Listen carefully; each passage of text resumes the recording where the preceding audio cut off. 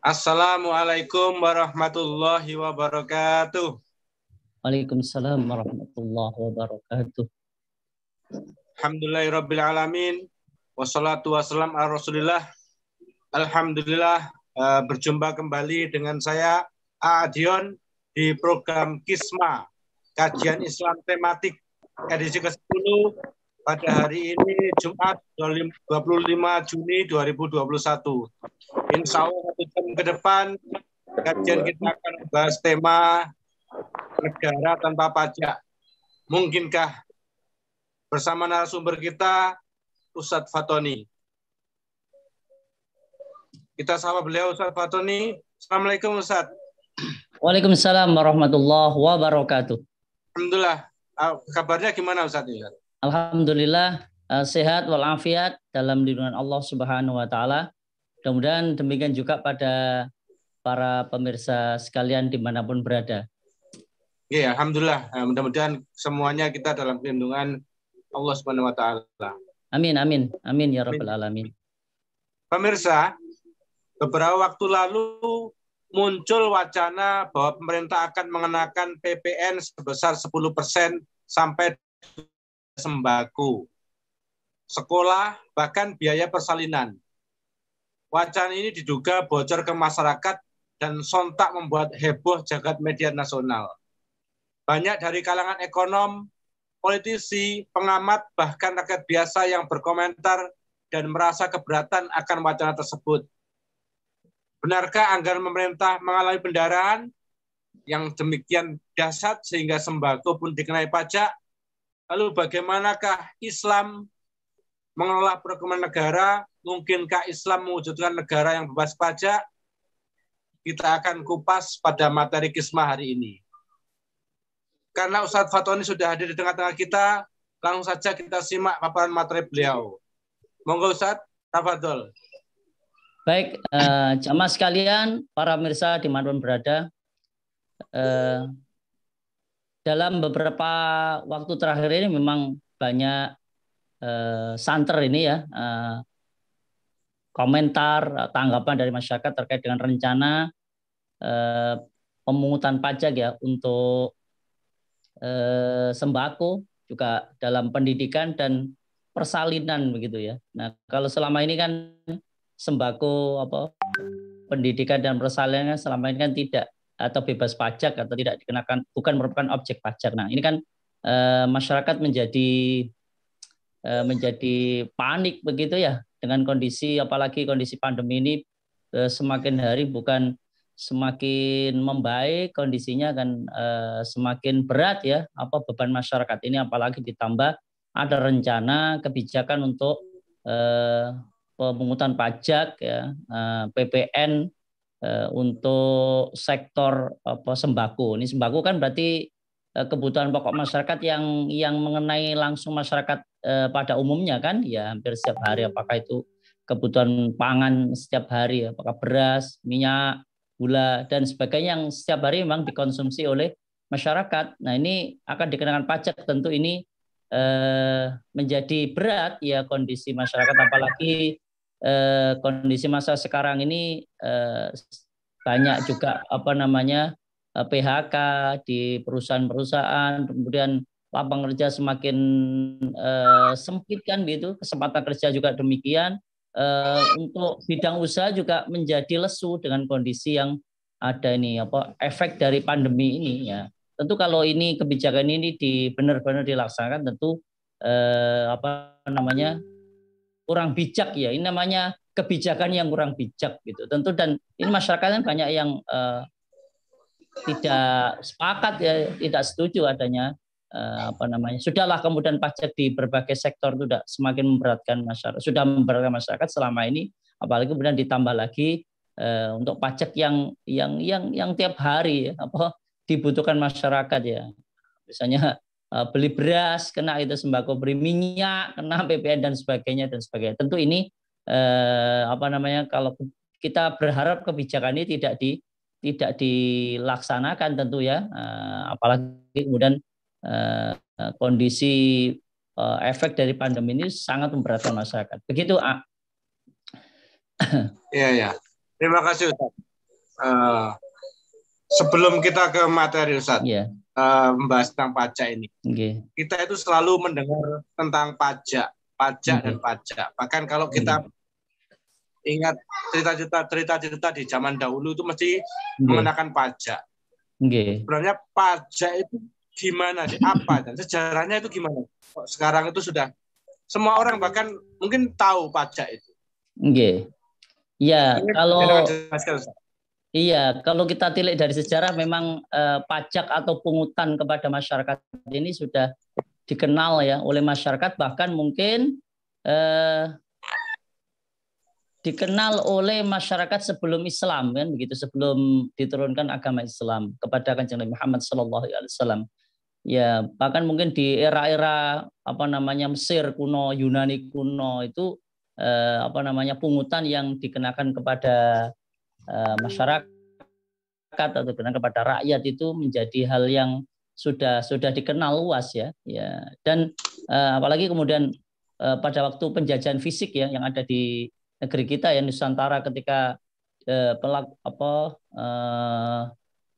mengalami penjajahan ya oleh bangsa-bangsa Eropa ya baik itu Belanda, Spanyol, Inggris ya, Jepang dan gitu, ada istilah kemudian pungutan pajak, bahkan pajaknya pajak yang sangat menurut saya sangat tidak masuk akal kan, sampai kemudian hartanya kalau tidak bisa disita kan begitu ya kemarin pada masa penjajahan itu disita semuanya.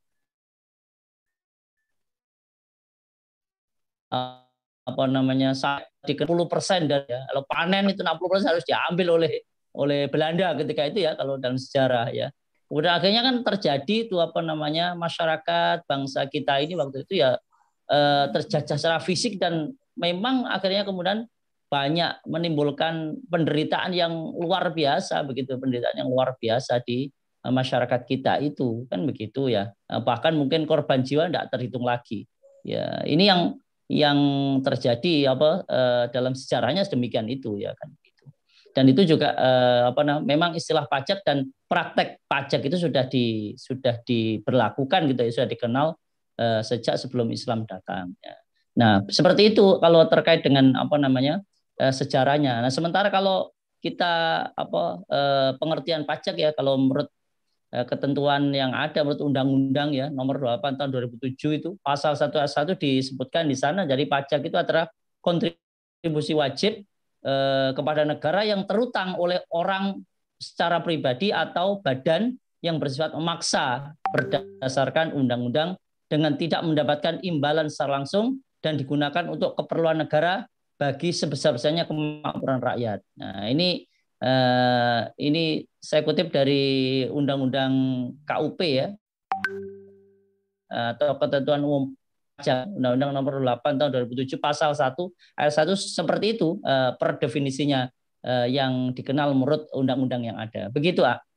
Ya. Kalau berarti kalau mengikut penjelasan jenengan itu pajak itu sebenarnya sudah sangat dikenal oleh umat manusia selama ini ya. Mereka begitu familiar dengan pajak dan sebagainya. Tetapi yang saya tahu, pajak itu kan diberlakukan untuk orang-orang kaya, orang-orang miskin dan semuanya itu. Nah, sementara ini kan dokumen yang bocor itu kan pajak sembako itu. Nah, tanggapan jenengan ini gimana ini tentang rencana pungutan pajak dari sembako nih, 9 bahan kebutuhan pokok yang notabene itu dipakai oleh semua rakyat. Apakah suatu yang patut itu kan? Mengambil pajak itu. Iya. Baik, ini memang kondisi yang sangat memberatkan masyarakat ya. Kalau itu benar-benar akan diberlakukan oleh pemerintah ya dalam pungutan pajak sembako ya, dan kemudian pendidikan dan persalinan menurut saya yang bocor dan apa namanya mendapat tanggapan luas dari masyarakat ya. Jadi kalau itu benar-benar diterapkan ya sangat disayangkan, sangat disayangkan. Ya kalau saya berharap tidak diteruskan itu. Ya bahkan kalau mungkin pajak-pajak yang lain yang memberatkan itu dihapus saja begitu ya. Kondisi sekarang masyarakat ini kan sudah berat ini ya. Ekonomi juga lesu ya dengan pandemi ini. Apalagi kemudian pasca ini ya beberapa waktu terakhir ya sekitar 2 pekan 3 pekan terakhir ini kan kondisi dampak dari pandemi ini ya tidak semakin ringan kan, semakin berat ini. Nah ini kalau itu ditambah lagi dengan pajak sembako yang tadi jelaskan, notabene sembako kan 9 bahan kebutuhan pokok ya terdiri dari ya beras, minyak goreng dan seterusnya ya, yang itu memang kebutuhan makan tiap hari masyarakat kan begitu ya. Kalau itu benar-benar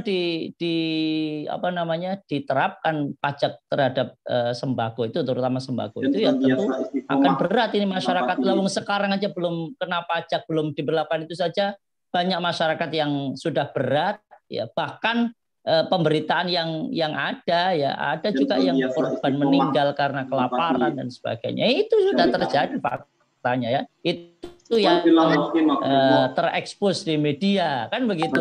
Yang tidak terekspos jauh lebih, mungkin ya jauh lebih banyak kan gitu yang tidak terekspos kita, yang tidak mungkin diekspos di media semuanya dan sebagainya. Seperti itu memang berat. Dan patut kita sayangkan. Ya kondisi masyarakat sekarang sudah berat, harusnya justru kondisi sekarang itu masyarakat dengan tema bantu berikan jalan keluar, kalau perlu malah dapat subsidi yang besar untuk kemakmuran rakyat agar rakyat itu terbebas dari ya itu tadi kondisi yang mendesak itu ya, justru harus diberi diringankan. Itulah tugasnya pemimpin kan, memberikan riayah pelayanan kepada masyarakat agar masyarakat itu menjadi kehidupannya itu menjadi lebih baik. Itulah tugasnya para pemimpin kan begitu.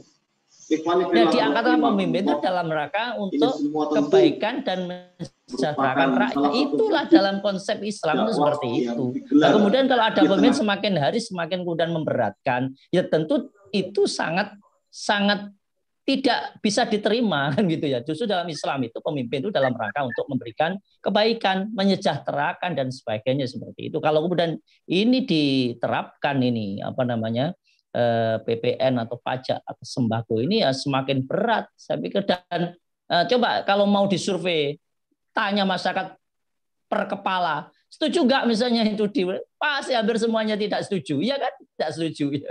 Ya bahkan kalau mau disurvei mungkin ada yang perlu survei itu. Setuju nggak misalnya pajak semuanya dihapus? Pasti semuanya setuju kan? Ya pasti semuanya setuju kan dihapus kan begitu kan?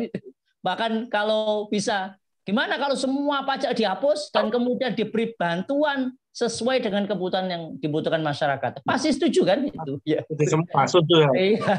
Iya. Tentu bukannya sekedar itu ya, ada mekanisme bagaimana agar kehidupan masyarakat itu menjadi sejahtera, menjadi ringan, ya enggak tambah stres begini, tambah stres ini. Yang ngapunten itu mungkin masyarakat yang sekarang sudah kena PHK ya, terus mau usaha misalnya usaha rumahan ya terbentur modal, iya kan gitu ya. Sudahlah modal, kemudian yang sudah usaha sekarang ini banyak yang gulung tikar ya, karena kondisi pandemi ini sangat berdampak luas itu. Nah, kalau ini diteruskan kebijakan yang ya tidak bijak ini ya tentu ngapunten nun sewu ini patut dipertanyakan keberpihakan para pemimpin kita ini atas penderitaan masyarakat ini secara luas seperti itu. Iya. Ini Ustaz.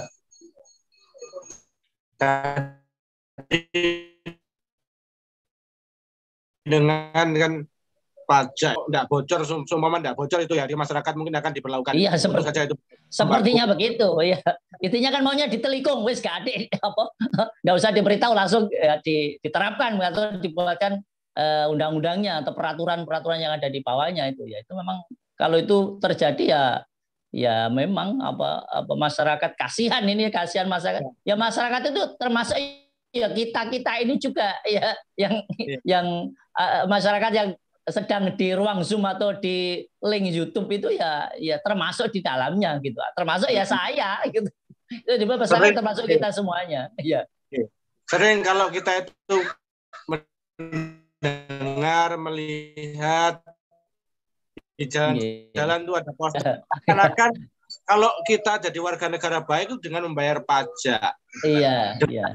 Pajak itu akan digunakan untuk membangun. Iya.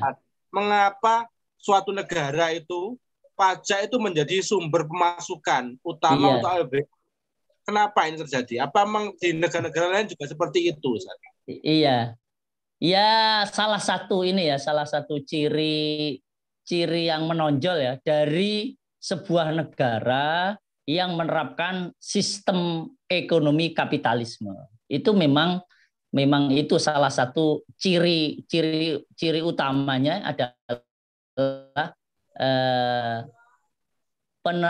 penarikan pajak atau pungutan pajak kepada masyarakat atau warga negara. Ya hampir di seluruh negara yang menerapkan sistem kapitalisme itu ya begitu ya pajak. Loh mengapa kok kemudian kok dari pajak sementara dari yang lain tidak ada? Ya karena kapitalisme itu di dalamnya ada liberalisasi ya. Misalnya masuk liberalisasi sumber daya alam, pengelolaan sumber daya alam ini yang seharusnya ini tidak terjadi harusnya kan. Nah, sementara sumber pendapatan negara yang harusnya di luar sektor pajak itu besar, harusnya kan begitu ya kan? Iya. Tapi memang akan dikuasai oleh segelintir orang atau korporasi yang memang menurut undang-undang itu diberi jalan kan begitu kan ya. Jadi akhirnya kemudian sekarang kita lihat saksikan kan sumber kekayaan alam sumber daya alam yang dimiliki oleh negeri kita yang sangat besar ya.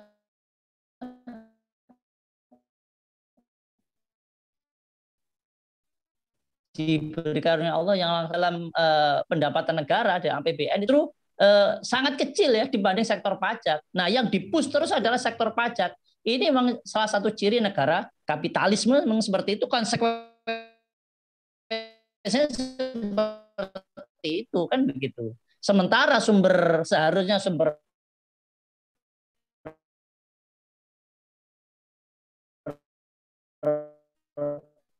pendapatan negara besar ya. Bayangkan saja berikan kepada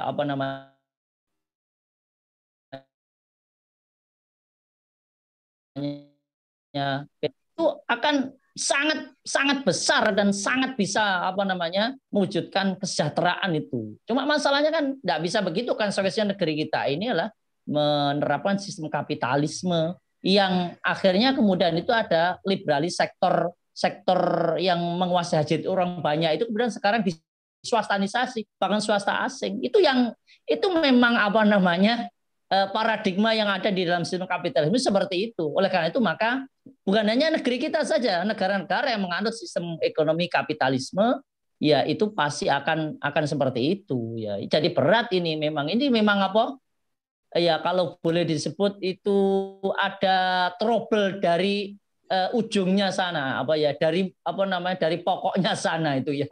Penerapan sistem kapitalisme itu yang menyebabkan seperti itu, dan itu konsekuensinya seperti itu ya. Negeri kita tidak akan pernah terbebas dengan kondisi terlilit sekarang ini, kondisi yang berat, pendapatan negara berat ya, sementara sektor itu harusnya itu mensupport untuk kesejahteraan rakyat. Bukankah di dalam undang-undang saja ya, konstitusi kita kan bumi, air dan alam yang terkandung di dalamnya ada dikuasai oleh negara dan kemudian digunakan sebesar-besarnya untuk kemakmuran rakyat. Bukankah itu yang dalam konstitusi negara kita kan begitu? Nah itu tidak dijalankan gitu ya. Tidak tahu itu kok sekarang kemudian sistem kapitalisme tidak konsisten dengan apa yang ada dalam konstitusi negara kita ini. Itu pokok pangkalnya di situ itu.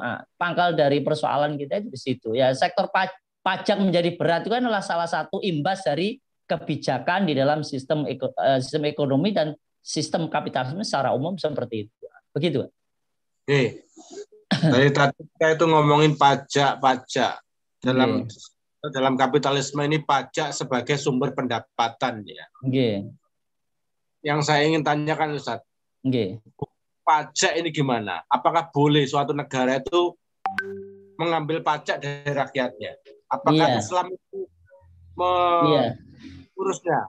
Iya. Memang kalau di dalam sistem Islam itu juga dikenal adanya pajak ya, dalam definisi yang para ulama fikih di dalam masalah pajak itu zoribah namanya dalam Islam ya. Zoribah itu kalau per definisinya saya saya sampaikan ini ya. Zoribah itu ya al-malul ladzi yu'khadhu minan nasili daratid daulah. Jadi itu zoribah itu adalah harta yang diambil. Itu di dalam kitab Nizamul Islam halaman 86 itu disebutkan seperti itu.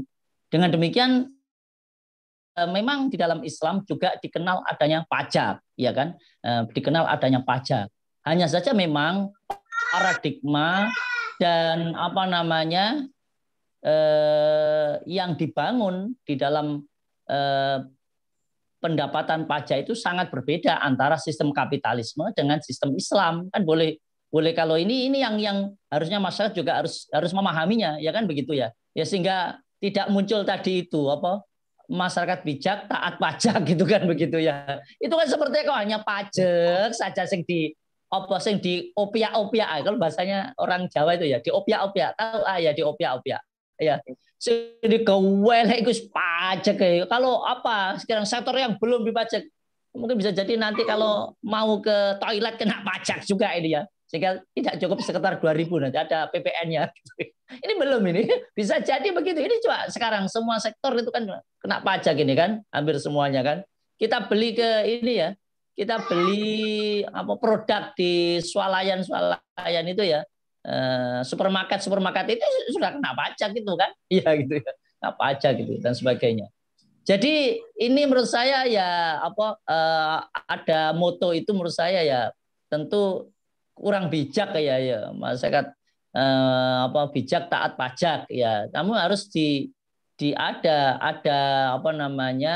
bagaimana konsep pajak dalam Islam itu harus juga dipahami oleh semuanya ya, oleh masyarakat dan oleh para pemegang kebijakan dari negeri ini kan gitu ya dalam sistem Islam. Nah dalam sistem Islam tadi sudah dikenal juga pajak, hanya berbeda. Bedanya apa? Apa yang menjadi perbedaannya? Kalau di dalam pajak dalam sistem Islam itu dikenakan bukan untuk semuanya, semua masyarakat, enggak, iya kan? Semua masyarakat. Yang pertama yaitu untuk masyarakat yang agnia saja, yang kaya saja, ya. Laki-laki dan kaya saja, iya kan? Yang ya nanti ada hitungannya berapa kekayaannya. Tidak pukul rata, iya kan? Pukul rata semuanya, ya. Dan itu pun tidak dikenakan abadan-abada istilahnya ya. Terus menerus begitu ya pajak itu, ya kan? Dan dalam Islam itu hanya dipungut atau dikenakan saat baitul mal ya dalam Islam, kas negara itu menipis. Yang kalau kemudian sampai kemudian itu tidak cukup untuk membiayai kebutuhan-kebutuhan yang harus dikeluarkan oleh negara dan itu membahayakan eksistensi negara itu dalam Islam itu, maka dibolehkan ya, bukan wajib ya, dibolehkan ya kepada orang-orang yang agnia saja ya, yang agnia saja, yang kaya saja. Itu pun sifatnya hanya darurat, insidental dan darurat saja. Ketika kemudian kebutuhan baitul mal sudah tidak darurat, sudah mencukupi untuk kebutuhan itu, di samping juga menerapkan sistem yang lain kan begitu. Pengelolaan sumber daya alam itu juga dikelola oleh negara dan digunakan, dieksplorasi dan digunakan untuk kemakmuran rakyat baik secara langsung maupun tidak langsung, itu juga diberlakukan. Sehingga nanti kas negara itu tidak sampai kosong ya, itu jadi tidak sampai, itu pun dalam kondisi darurat. Kalau tidak ada darurat ya tidak kena pajak kan begitu, tidak kena pajak. Bahkan daulah khilafah dulu di masa sejarahnya itu ya bukan sekedar tidak dikenakan pajak, bahkan masyarakat yang tidak mampu itu diberi tunjangan. Seperti contoh masyarakat yang memang secara fisik itu tidak bisa bekerja, katakanlah sudah ada seseorang yang sudah tua, tidak punya sanak saudara, ya begitu ya. terus kemudian cacat fisik yang akhirnya tidak bisa bekerja selayaknya orang yang normal. Yaitu dipelihara oleh negara, diberi tunjangan negara. Mana itu? Ya dari sumber-sumber yang ada, termasuk di antaranya adalah kemilikan umum masyarakat, yaitu dari bahan tambang, gas, minyak bumi yang itu memang nanti akan digunakan oleh negara untuk dikembalikan untuk kemakmuran rakyat. Seperti itu dalam Islam. Sehingga nggak sekarang coba nggak ada kan. Baik miskin kaya kena pajak dalam sistem kapitalis kan begitu ya. Dan itu terus menurut saya ingat saya dulu sejak saya kecil sampai sekarang itu ada berapa yang waktu saya kecil tidak kena pajak, sekarang kena pajak kan begitu ya. Lebih banyak lagi ya. Kalau dalam Islam bukan sekedar itu ya, tadi bebas pajak, dikenakan hanya kondisi darurat, dan itu dikenakan hanya orang-orang kaya saja. Dan itu kalau sudah menutup kondisi darurat itu hilang, maka ya sudah tidak dikenakan. Ya bahkan dari pendapat negara Baitul Mal itu akan bisa memberikan ini orang-orang yang bepergian itu ya dibuatkan dapur-dapur umum. Kalau sekarang mungkin restoran-restoran umum dan hotel-hotel umum diperuntukkan bagi siapa? Ya bagi masyarakat yang melakukan bepergian, yang membutuhkan bekal, makan gratis begitu ya. Tempat ada, bahkan ngapunten itu ya. Sekarang ada hotel-hotel itu sebenarnya kan itu mengadopsi dari ketika sistem Islam dulu. Khilafah Islam dulu kan di jalur-jalur yang digunakan oleh banyak masyarakat yang melakukan perjalanan.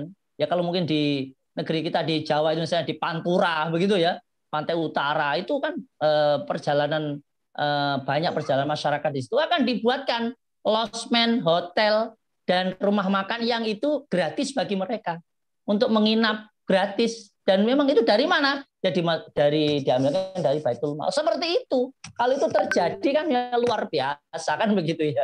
Ini luar biasa sehingga kehidupan masyarakat menjadi kehidupan yang sejahtera, ya tidak menjadi berat kehidupannya kan seperti itu. Itu sekelumit terkait dengan kebijakan pemungutan pajak kan gitulah. Sementara kalau kemudian pajak di dalam Islam itu, sistem Islam itu yang itu berdasarkan nas, ada dalilnya memang diperbolehkan seperti itu. Tetapi kemudian kalau pajak yang tidak berdasarkan dalil dan itu justru memberatkan masyarakat, maka terkena ada hadis Nabi, ya la yadkhulul jannah shahibul maksi. Tidak akan masuk surga siapa saja yang memungut cukai atau pajak yang tidak syar'i, tidak sesuai dengan ketentuan syariat. Ini hadis aku ya. Di situ hadis qorina la yadkhulul jannata, ya tidak masuk surga, itu merupakan korinah atau indikasi bahwa perbuatan shahibul maksi, ya, memungut cukai atau pajak itu adalah dilarang di dalam Islam, tidak dibolehkan di dalam Islam. Yang apa itu? Yang tadi yang memberatkan, yang justru yang tidak mengikuti ketentuan syariat Islam seperti itu. Begitu, Oke, Masya Allah, biasa. Ini, sebelum kita lanjutkan pertanyaan Ustaz, saya ini mau sapa para pemirsa di ruang Zoom ini, ataupun di YouTube ya. Bagi para peserta di ruang Zoom, bila ada pertanyaan silakan tulis di kolom chat. Ya. Bagi pemirsa di ruang YouTube, tolong like, komen, dan subscribe, dan kemudian bisa mengajukan pertanyaan juga. Tadi Ustaz, kita kembali ke topik yang tadi ya. Iya. Terkait dengan hadis la yadkhul jannah. Berarti ini ancamannya mengerikan, Ustaz. Tidak akan masuk surga. Iya. Orang-orang yang memungut pajak. Ya, terus ini Ustaz. Kalau nggak dipungut pajak, padahal kan sumber APBN kita itu kan pajak. Negara itu untuk menghidupi dirinya dari mana, Ustaz? Selama ini kan 70% lebih ya. Indonesia itu berasal dari pajak. Kalau pajak tidak boleh dipungut, terus gaji polisi, gaji PNS, untuk pembuatan jalan, pembangunan apa itu sumbernya dari mana? Iya. Baik, ya kalau dalam sistem Islam itu ada 3 sumber pendapatan negara yang itu nanti akan dimaksimalkan oleh sistem Islam. Dalam ini adalah khilafah Islamiyah itu, ya kan begitu. Yang pertama adalah dari harta fai dan harta kharaj. Itu faid dan kharaj itu ya,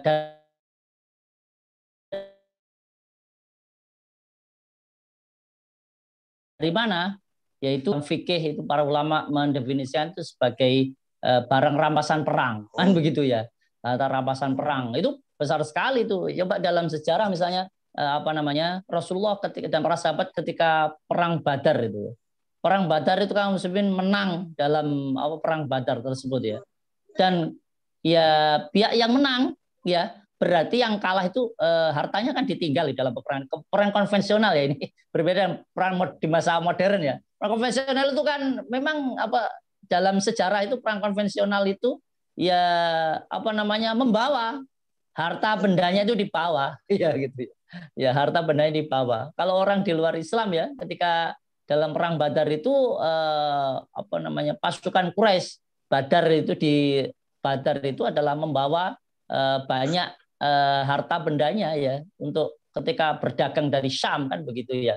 Kemudian memang melakukan apa terjadi pertempuran pertama peperangan dalam Islam itu akhirnya kemudian menjadi kaum muslimin diberikan oleh Allah Subhanahu wa taala sehingga pihak apa nama harta benda yang musuh yang kalah itu yang menjadi milik kaum muslimin ketika itu dan itu harta itu sangat besar kan gitu. Kemudian juga kharaj ya ada sumber dari faid dan kharaj. Kharaj itu adalah tanah wilayah yang apa namanya dulu dibebaskan oleh daulah khilafah dan itu dikenakan kharajnya pungutannya tanah itu baik yang tinggal itu orang muslim maupun ahlu zimmah. Ahlu zimmah itu orang non muslim yang hidup dalam non khilafah menjadi warga negara mau tunduk terhadap aturan negara khilafah. Nah itu dikenakan ya dikenakan pungutan dan itu besar ya tanah khorojiyah kan disebut tanah khorojiyah itu besar sekali ya. Seperti kalau sekarang wilayah yang di dalam sirah itu dijelaskan ya seperti Mesir ya kan begitu ya Irak Palestina itu tanah khorojiyah yang tinggal di sana ya di apa namanya kenakan kharaj tanah kharaj. Ini beda dengan pajak ya kharaj ya. Itu kharaj juga dikenakan bagi orang-orang yang laki-laki yang mampu saja kan juga yang mampu sekali lagi dalam Islam itu apa namanya pungutan-pungutan yang syar'i itu memang apa namanya sesuai dengan isi toahnya ya sesuai dengan kemampuannya kan seperti itu. Itu dari fa'il kharaj itu luar biasa kan begitu ya.